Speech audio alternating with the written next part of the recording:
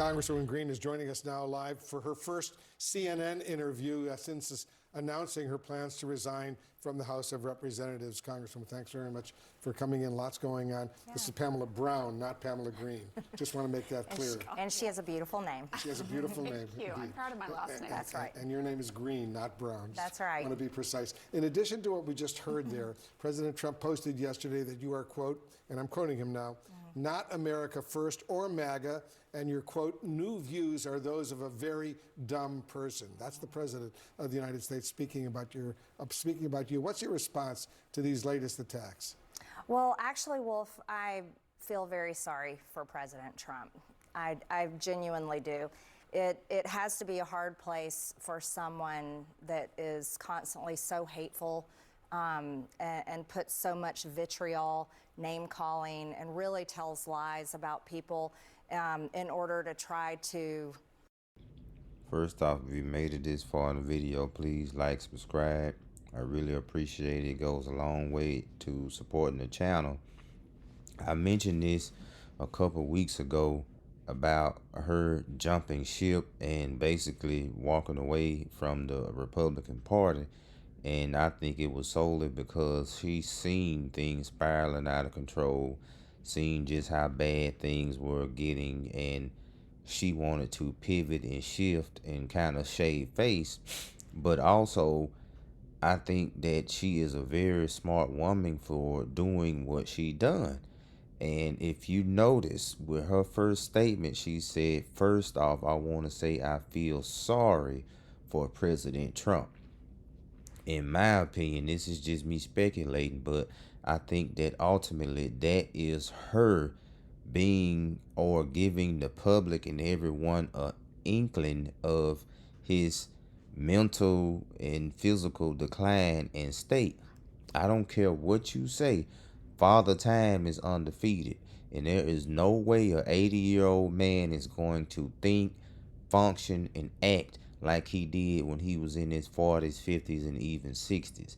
And I think that he is experiencing a major cognitive decline, but his administration and the people around him are doing an excellent job at hiding it. And when he gets on news or whatever, and he's very direct and try to belittle people and put on this stern face and stern attitude and this, that, and the other, I personally don't think that that's him being stern.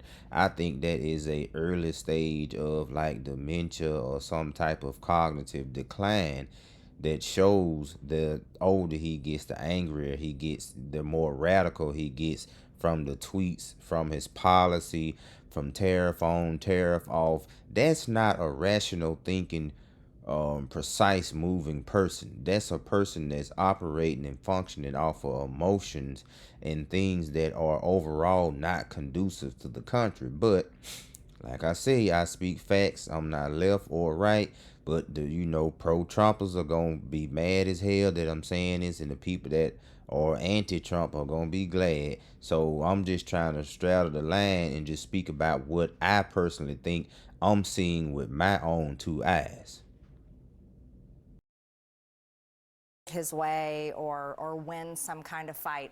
And I think that's exactly what's wrong in America today. That's what's wrong in this toxic political environment that has ripped our country apart. And I personally think that that's poor leadership from a president. It's a very bad demeanor, and Americans are very tired of it.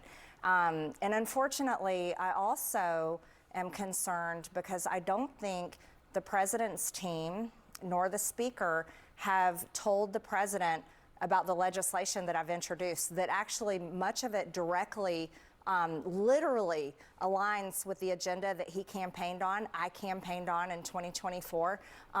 Many of my bills are actually his executive orders in legislative form. And if the speaker would pass my bills, if the President Trump were to sign them into law, guess what? His executive orders, which make him literally a temporary president, his executive orders, which are my bills, would become law, that would become permanent. And so I think it's very unfortunate. Because when I hear him talk like that about you and insult you, and see, She is very, man, oh my goodness, I wish y'all could understand how smart and how this woman is pivoting, but she is pivoting like a pro. Her throwing in MAGA Mike, that's her way of slowly introducing the people around him and exposing the light and how the people around him are just as chaotic as he is. And she's basically calling out what the American people are saying. Like the majority of the country now does not condone what President Trump is doing. And the thing is that the MAGA base, they are shrinking every day, but they are so loud, they are so vocal, they are so angry, they are so divisive that their voice online and Twitter and these different websites is so loud, it makes them look bigger than they actually are. They are not as big and as massive as they were 9 months ago, and they are shrinking by the day. And what's happening is that she sees it, the average American sees it. You have a few Republican GOPs that are starting to see it, but they are spineless. They weak. They are frail. They don't have no backbone. And she is the first one to actually step up with a backbone and buck against what she sees is clearly not right. She sees is clearly failed policy, and she knows that the GOP is going to suffer from this moving forward. You like that. I worry about your security and your family's security. And you've been getting some increasing threats, right? Yes, and that's what I take so seriously. As a Christian, I'm not angry at the president. It's easy for me to say a prayer for him and forgive him. But the part that I have had a very hard time with is the fact that he called me a traitor. And because of his words, that brought serious threats against myself and my family. We had a pipe bomb threat on my home, a pipe bomb threat on my family construction company and staff, and had multiple pizza doxings. But the serious one was the direct death threats on my son. And I think that goes beyond anyone's arguments or disagreements or politics. All of our children and our families' safety should matter to anyone, no matter if they're mad at us or disagree with us. I think that should be something we respect. And see, this is the thing. This is the classic quintessential white American woman here in the United States.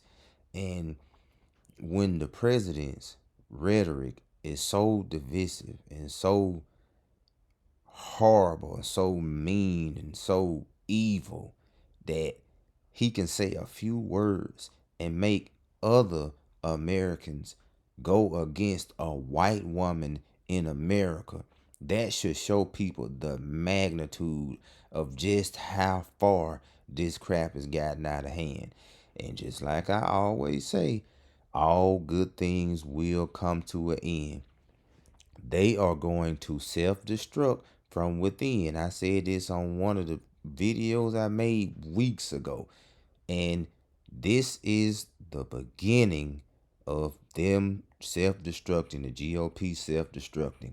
And I'm telling you, once the GOP loses power, the Republican loses power, Trump's damages to the country as far as like morale and divisiveness is going to be so bad. It's going to be a long time before they regain power. They ultimately got power back, but they are misusing it, abusing it, and only are setting the country back decades with this policy. But nonetheless, like, subscribe, let me know what you all think. Everyone have a blessed day.